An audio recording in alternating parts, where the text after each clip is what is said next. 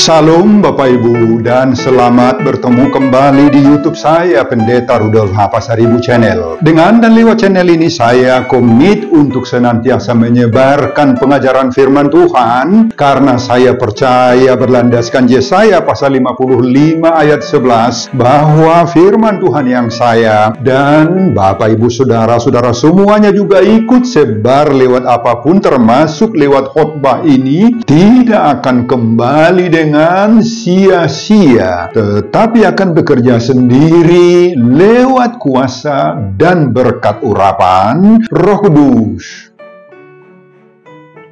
Mari Bapak Ibu dan saudara-saudara semuanya saya ajak membantu saya untuk menyebarkan pengajaran firman Tuhan khotbah di ibadah pertanggiangan Minggu Paskah 20 April 2025 terambil dari kitab Mazmur pasal 115 ayat 9 sampai 18 dan bacaan dari Injil Yohanes pasal 20 ayat 1 sampai 10 diikat oleh topik atau tema Yesus bangkit dari antara orang mati. Dalam bahasa Batak Toba dituliskan ikon hehe ibana sian namate. Saya baca untuk kita, simaklah pembacaan firman Tuhan berikut ini. Judul perikop Mazmur pasal 115 ayat 1 sampai 18 adalah kemuliaan hanya bagi Allah. Khotbah kita dari ayat 9 sampai 18. Hai Israel, percayalah kepada Tuhan. Dialah pertolongan mereka dan perisai mereka. Hai kaum Harun, percayalah kepada Tuhan. Dialah pertolongan mereka dan perisai mereka. Hai orang-orang yang takut akan Tuhan, percayalah kepada Tuhan. Dialah pertolongan mereka dan perisai mereka. Tuhan telah mengingat kita.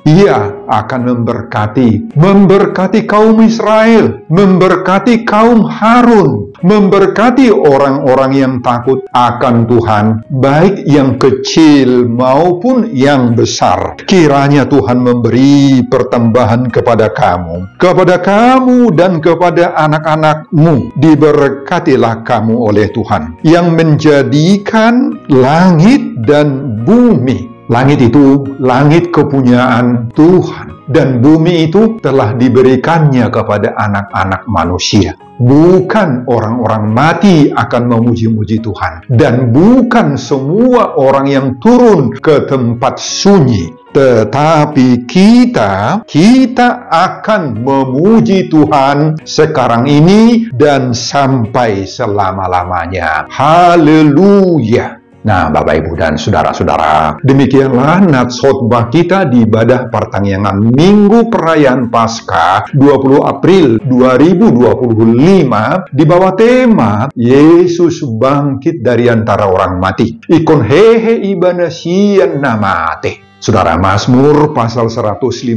ini merupakan mazmur pengajaran dan doa yang menekankan kebesaran Allah Yahweh dan mengecam segala bentuk penyembahan kepada berhala. Latar belakang historisnya tidak dapat diketahui dengan pasti karena tidak ada dituliskan dalam Mazmur pasal 115 ini. Informasi tentang siapa penulis Mazmur ini pun dan mengenai atau kejadian apa yang terkait dengan Mazmur ini tidak kita temukan dalam Mazmur ini. Memang diakui secara umum bahwa dalam konteks budaya pada masa itu penyembahan berhala adalah praktik yang biasa dan umum itu dilakukan di kalangan bangsa-bangsa saat itu. Disinilah Mazmur ini mengajarkan bahwa penyembahan berhala adalah sia-sia dan tidak berdaya. Sementara Allah yang disembah pemazmur dan bangsa Israel adalah Allah yang betul-betul hidup dan hanya Dialah Allah satu-satunya yang berkuasa dan yang patut disembah. Menurut kalangan orang pintar, Mazmur ini termasuk dalam kategori Mazmur Halel atau mazmur pujian yang selalu dibacakan dan didengung-dengungkan dalam ibadah dan perayaan agama Yahudi. Mazmur ini selalu didengungkan, dibacakan, dan digunakan dalam konteks ibadah agar umat yang mendengarnya dibimbing, diajar, dan disadarkan tentang pentingnya menyembah Allah yang hidup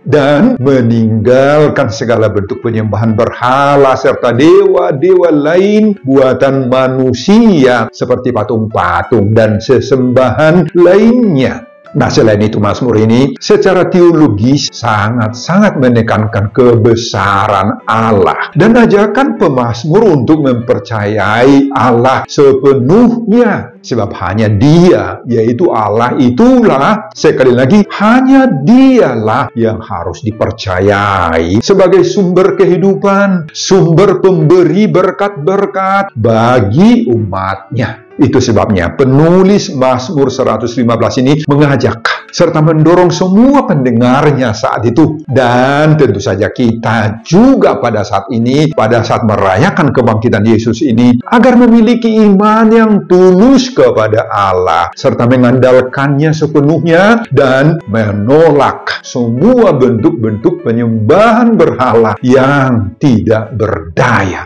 Nah, Bapak, Ibu, dan Saudara-saudara, mari kita lihat pengajaran pemazmur pasal 115 ayat 1-8 terlebih dahulu, yakni sebelum khotbah kita saat ini. Nah, secara garis besarnya pada ayat 1-8 dituliskan atau dituturkan oleh pemazmur betapa berbedanya antara Allah yang hidup yang kita sembah dengan Allah yang disembah sebagai berhala-berhala yang tidak berdaya yang disembah oleh orang-orang kafir. Itu sebabnya hanya kepada Allah itu sajalah yang harus dialamatkan segala bentuk pujian kemuliaan. Dialah Allah yang setia, ayat 1. Meski bangsa-bangsa lain mempertanyakan sebagaimana ayat 2, di mana Allah mereka, kata orang lain kepada Allah kita. Tetapi penulis Mazmur ini tidak terpengaruh atas kritikan bangsa lain itu. Dia tetap mengatakan bahwa Allah yang dia sembah adalah Allah yang hidup. Sementara berhala-berhala yang dibuat oleh tangan manusia itu tidak memiliki kekuatan dan kecerdasan apa-apa. Penulis juga menunjukkan bahwa orang-orang yang menyembah berhala itu akan menjadi seperti berhala-berhala itu, tidak berdaya, tidak berakal budi. Nah, Bapak Ibu, mari kita lihat khotbah kita saat merayakan kebangkitan Yesus, yakni Paskah ini,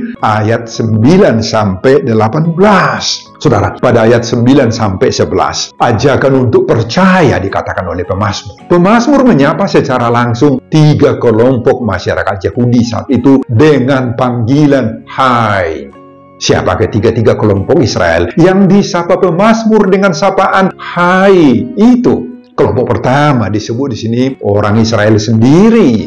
Kelompok kedua, kaum Harun. Nah, ini mewakili para pemangku-pemangku jabatan di bait Allah. Dan kelompok ketiga, orang-orang yang takut akan Tuhan.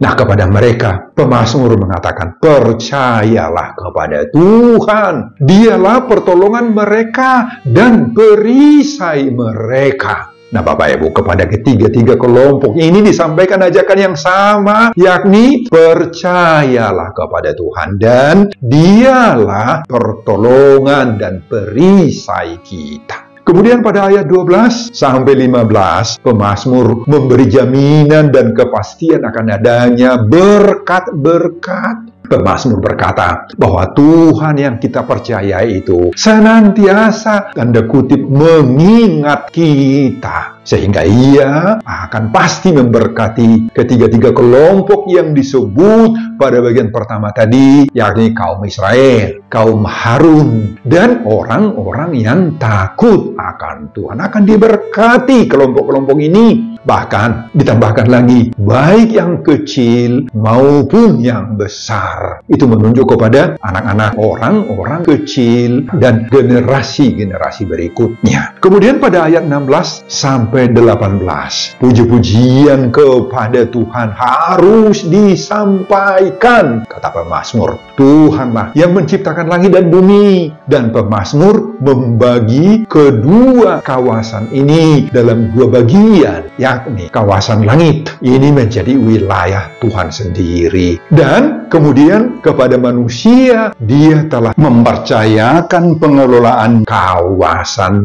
bumi. Dan dalam semua wilayah bumi yang diberikan oleh Tuhan kepada manusia ini, keluarlah pujian dan kemuliaan bagi Tuhan untuk selama-lamanya, yakni sampai hidup manusia berakhir lewat kematian. Nah, Bapak, Ibu, dan Saudara-saudara, tema atau topik Minggu Perayaan Paskah 20 April 2025 menyerukan kepada kita saat ini. Yesus bangkit dari antara orang mati. Iko kehe ibana sian namate. Bapak, Ibu, dan Saudara-saudara, demikianlah isi khotbah kita di ibadah pertangyangan Minggu Paskah 20 April 2025 di bawah tema atau topik Yesus bangkit dari antara orang mati. Ikon hehe ibadah sian namate. Apa pengajaran Tuhan bagi kita lewat khotbah ini, Bapak, Ibu? Pengajaran pertama, mari kita pupuk pengenalan kita kepada Allah yang hidup. Ayat 9 sampai 11. Saudara, dalam Mazmur 115 ini,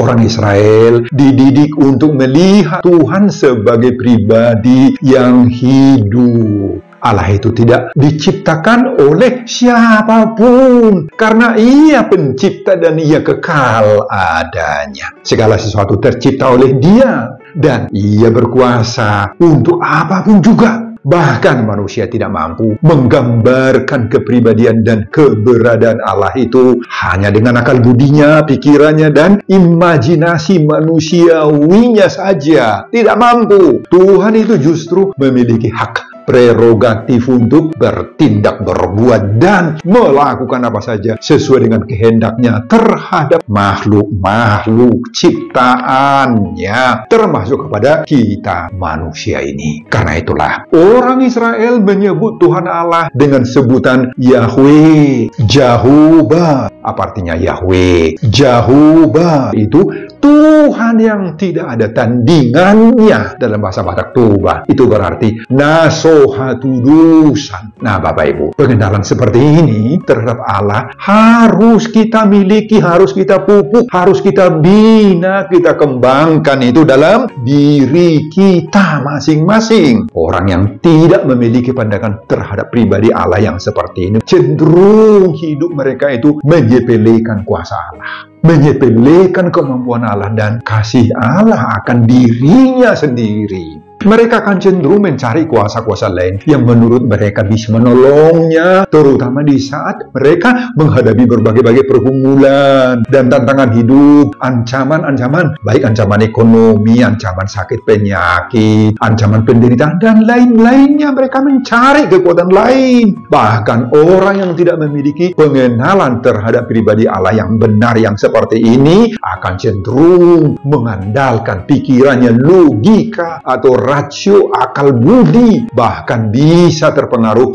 akan mengkhianati Tuhan, mengkhianati agamanya, bahkan menyangkal Yesus, dan akan menjadi ateis, tidak memiliki Tuhan lagi sama sekali. Nah, saudara, di saat kita merayakan kebangkitan Yesus dari kematiannya atau Paskah, maka hakikat dan kepribadian Yesus itu yang adalah Allah semakin diteguhkan. Keyakinan kita kepada kuasa Allah itu akan semakin harus dikuatkan, dikokohkan. Nah, sebagaimana nama Yahweh sangat sakral bagi orang Yahudi dan tidak bisa itu disebut dengan sembarangan dan harus diganti dengan sebutan Adonai. Nah, seperti itulah kekudusan kebangkitan Allah bagi kita, sebab di sana Allah itu menunjukkan kuasanya atas kematian, atas iblis. Nah, lewat kebangkitannya lah hakikat diri Yesus nyata sebagai juru selamat dunia. Nyata kepribadian Yesus itu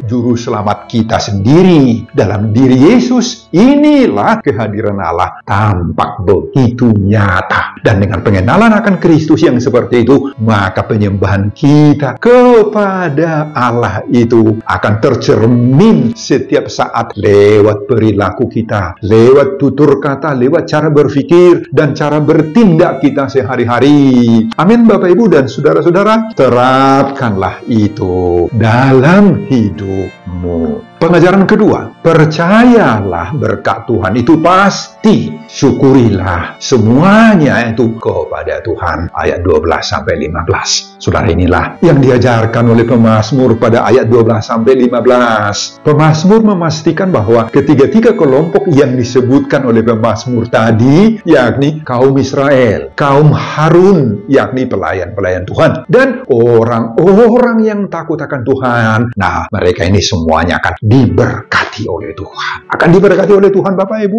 Adapun dasar dari kepastian akan mendapatkan berkat-berkat Tuhan ini terdapat pada ayat 12. Di sana disebutkan oleh pemazmur, dasarnya adalah karena Tuhan itu senantiasa mengingat kita. Sekali lagi, mengingat kita, Bapak Ibu. Nah, apa berkat yang dimaksudkan oleh pemazmur di sini? Maaf, jangan langsung kepada uang dulu pikiranmu. Dalam bahasa Ibrani dituliskan barakah atau barakah, yang berarti segala sesuatu yang memberi kebaikan, keuntungan, sukacita, damai sejahtera bagi kita, bagi manusia. Barak atau barakah adalah berupa campur tangan Tuhan dalam segala kehidupan manusia, kehidupan kita. Nah, kita belajar dari pengajaran Mazmur 115 ini, Bapak Ibu, bahwa berkat itu tidak hanya sekedar apa? Tidak hanya sekedar materi, uang, harta yang banyak, keuntungan dalam usaha, dalam bisnis, dari tiga-tiga, atau datangnya rezeki secara fisik, dan lain-lain. Oh, tidak hanya sebatas di situ berkat-berkat Tuhan, meskipun tentu saja semua itu merupakan bagian dari berkat dari Tuhan juga. Tetapi berkat Tuhan atau barakah yang disebut oleh pemazmur di sini bisa saja dalam wujud pemeliharaan Tuhan atas kesehatan kita, akan adanya sukacita dan kebahagiaan di tengah-tengah keluarga kita. Ketika kita mampu misalnya menghadapi semua perjalanan hidup, meskipun berkali-kali kita ditantang oleh berbagai-bagai kesulitan, pergumulan, dan permasalahan-permasalahan hidup, tetapi itu semuanya bisa kita jalani. Itu adalah merupakan bagian dari barak atau barakah, berkat-berkat Tuhan. Kita tidak tahu apa yang terjadi dan akan terjadi dalam hidup kita hari ini, besok, lusa, bulan depan, dan seterusnya. Kita nggak tahu, Bapak Ibu, tetapi kita percaya. Apa yang kita percayai? Sepanjang hari, Tuhan pasti selalu menyalurkan berkat-berkatnya bagi kita. Mulai dari saat pagi kita bangun dari tidur kita, lanjut ketika kita beraktivitas harian, dan kembali lagi tidur lagi di malam harinya. Nah, itulah kegiatan hidup seharian kita. Tidak ada satu kejadian pun dalam hidup kita yang bukan berkat Tuhan. Ketika kita diberondong oleh berbagai-bagai masalah, oleh duka, bahkan tangis, dan lain-lain, kita mampu, kita kuat, dan kita bertahan kokoh, tidak putus asa, dan mendilihi kita, Bapak Ibu. Nah, karena apa bisa terjadi itu? Karena Tuhan ada bersama-sama kita. Inilah berkat itu, Bapak Ibu. Nah, untuk itu semua kita harus tetap selalu senantiasa bersyukur kepada Tuhan. Jangan ada yang berpikiran bahwa apa yang dimilikinya saat ini merupakan bagian dari hasil usahanya saja dan hasil kerja keras mereka sendiri saja. Jangan ada yang berpikiran seperti itu, Bapak Ibu. Ingat dan sadari bahwa segala segala pencapaian, kemampuan, melakukan apapun, prestasi yang kita raih, misalnya keberhasilan, keberuntungan yang kita peroleh. Nah, semua itu merupakan hadiah, pemberian berkat-berkat dan campur tangan Tuhan dalam hidup kita. Amin, Bapak, Ibu, dan saudara-saudara. Dan berkat paling utama sepanjang masa yang kita harus syukuri, yang kita peroleh adalah bahwa kita mendapatkan keselamatan dari Tuhan di tengah-tengah dunia ini dan juga di sorga. Karena apa? Karena Yesus bangkit dari antara orang mati. Ikon hehe ibana sian namate. Sebagaimana topik minggu perayaan Paskah 20 April 2025. Amin, Bapak, Ibu, dan saudara-saudara. Pengajaran ketiga, kunci mendapatkan berkat-berkat Tuhan adalah takut akan Tuhan. Ayat 13. Nah, Bapak, Ibu, dan saudara-saudara, pemazmur memberi kepastian dalam khotbah ini bahwa berkat-berkat Tuhan itu akan mengalir. Kepada siapa, Bapak, Ibu? Mengalir kepada siapa? Kepada orang-orang yang takut akan Tuhan. Nah, ini kuncinya. Berkat mengalir karena orang takut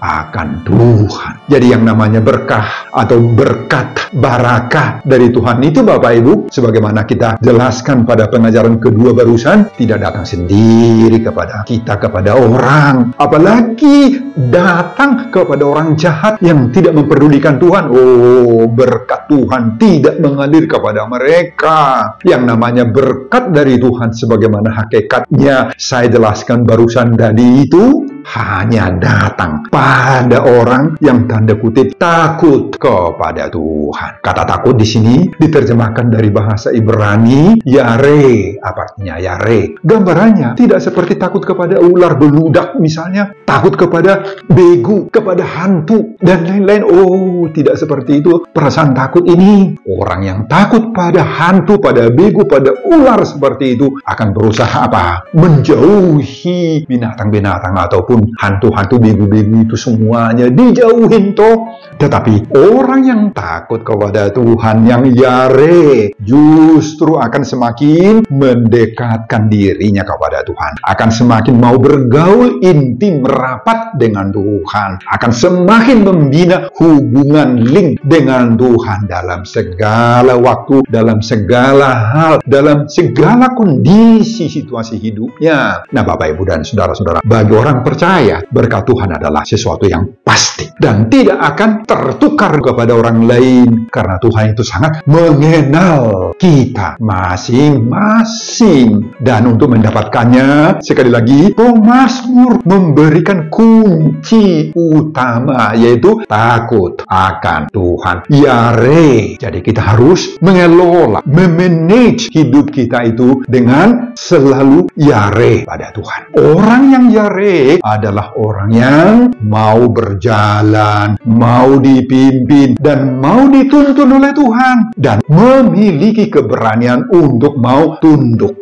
kepada kehendak Tuhan. Apapun kehendak Tuhan itu bagi dirinya. Oleh karena itu, Bapak, Ibu, dan saudara-saudara, mari kita percaya sepenuhnya bahwa Tuhan pasti memberkati kita yang takut akan Dia itu.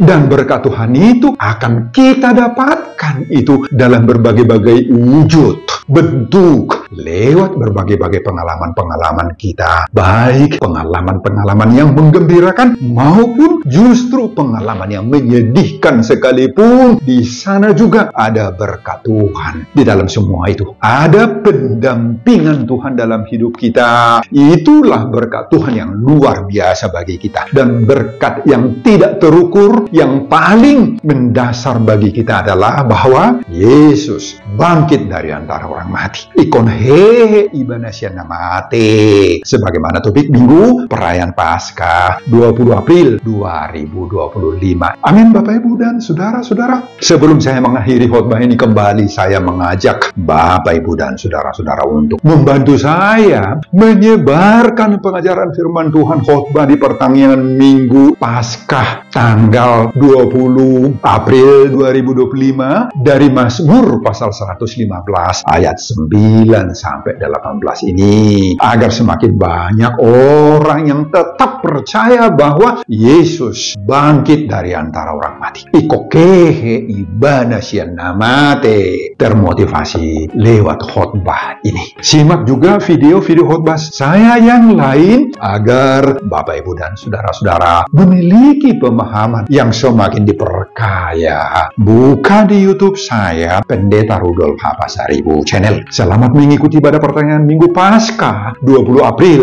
2025 buat kita semuanya. Tuhan Yesus memberkati kita. Salam Horas. Amin. Terima kasih Bapak untuk khotbah pertanyaan Minggu Paskah 20 April 2025. Khotbah ini memberikan kepada kami dorongan supaya kami mampu menghadapi segala bentuk tantangan-tantangan dan pergumulan hidup ini, meskipun harus kami jalani dengan berbagai-bagai kondisi-kondisi kehidupan yang pahit. Namun oleh kuasa dan berkat Tuhan kami dimampukan menghadapinya dan berkemenangan bersama-sama dengan pendampingan Tuhan. Ajar kami Tuhan supaya kami takut kepada Tuhan. Yare, inilah hadiah dari kebangkitan Yesus bagi kami. Kami berkemenangan dan mampu menghadapi segala tantangan hidup ini. Berkati hamba-Mu dalam mempersiapkan khotbah berikutnya untuk kemuliaan Tuhan. Amin.